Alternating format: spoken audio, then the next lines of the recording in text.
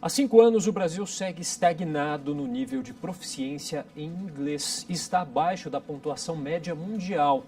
Bom, para falar sobre a importância do ensino da língua e as possíveis causas do mau desempenho brasileiro no levantamento, eu converso agora com o vice-presidente de Relações Acadêmicas da Education First no Brasil, o Luciano Tim. Olá, Luciano, tudo bem? Tudo bem. Prazer recebê-lo. Explica para a gente como é que é esse índice de proficiência em inglês, como que é feito esse levantamento, quantos países são, que colocação nós estamos. Perfeito. A EF Education First há 7 anos já publica esse ranking, que é uma ferramenta para governos, empresas e indivíduos entenderem onde estão, numa escala global, em relação ao seu nível de inglês.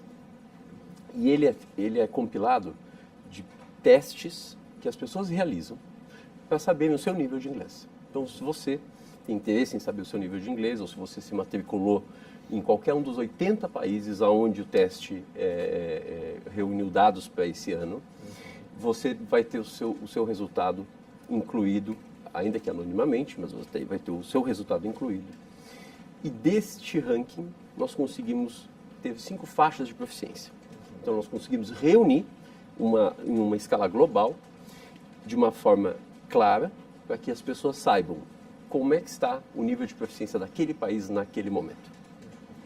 E aí, como que o Brasil se apresenta levando em conta esses dados? Nós estamos em 40º lugar e caímos... De 80 exatamente, países. do ano passado, e caímos para 41º.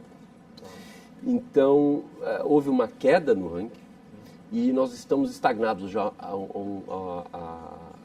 4 anos. 4 anos. No 5º ano nós subimos um degrau porque nós havíamos caído para a última faixa de proficiência. Ou seja, nós estávamos nessa faixa de proficiência baixa, fomos para a proficiência muito baixa e agora voltamos a 4 anos atrás. E desde então, nós não temos evoluído. E isso é um sinal importante, porque outros países evoluem.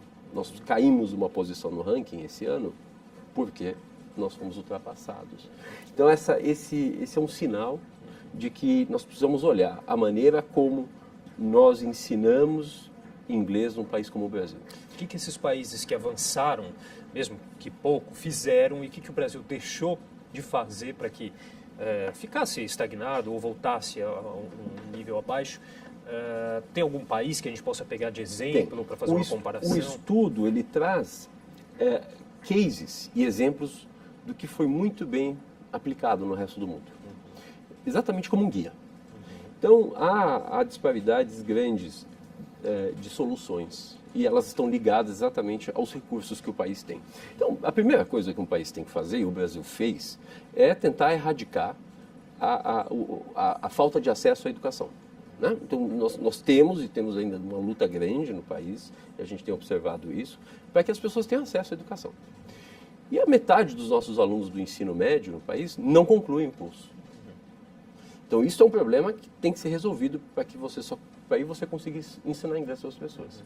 Mas para as pessoas que se formam, nós precisamos ter algumas dessas soluções. Que soluções são essas? A primeira delas é a valorização e a capacitação de professores de idiomas.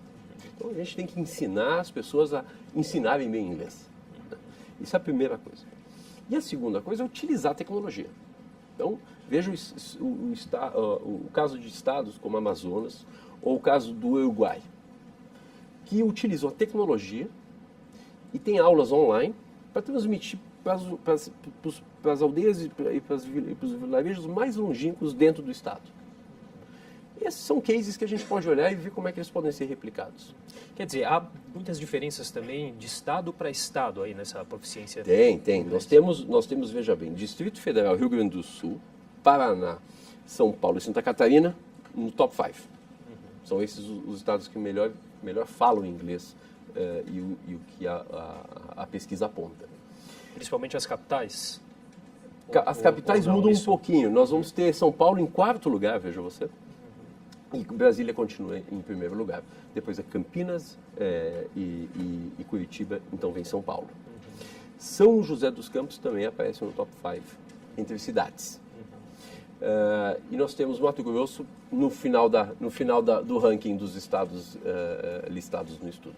A gente teve, né, há um tempo, aí a Copa do Mundo, Olimpíadas. Esses eventos internacionais ajudaram de alguma forma para a gente aproveitar essa oportunidade e aprender mais o inglês? Ou não, você acha que não foi bem aproveitado? O que a gente pode fazer de análise? No relatório do ano passado, nós apresentamos alguns dos cases onde chefes de Estado, figuras públicas, artistas, dão chance para que os seus fãs, para que os seus eleitores, enfim, o vejam falando em inglês. E isso é um motivador. Então, cada vez que há uma exposição do país para o mundo, e necessariamente há uma visualização do inglês sendo falado, porque é uma Copa do Mundo, porque é as Olimpíadas, isso sempre ajuda muito.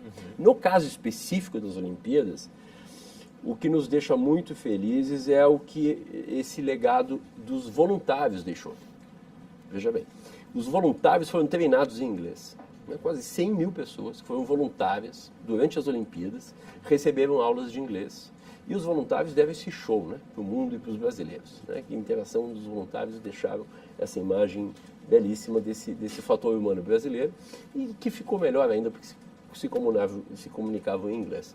Então, sim, esses eventos eles auxiliam e possibilitam que as pessoas entendam que o mundo está olhando e isso, de uma forma, ajuda no interesse. É possível driblar aí a falta de infraestrutura ou de recursos em momentos de crise para se investir nessa questão do ensino, Luciano?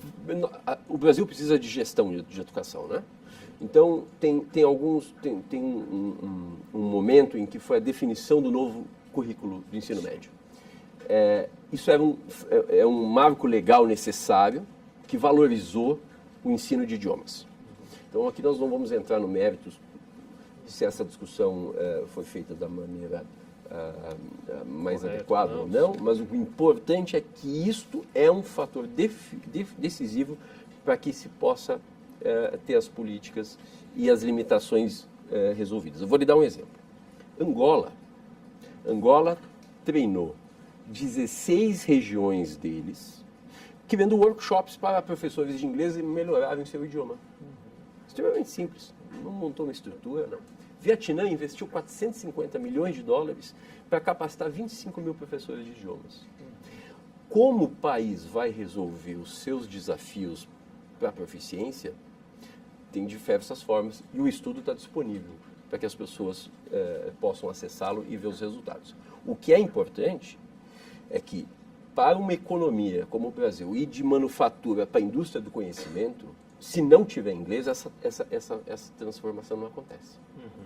E para a gente finalizar, Luciano, a gente tem o site aqui da Education First, né, que inclusive ali você pode verificar o seu nível do inglês, participar de uma pesquisa também, a gente está com o site na tela.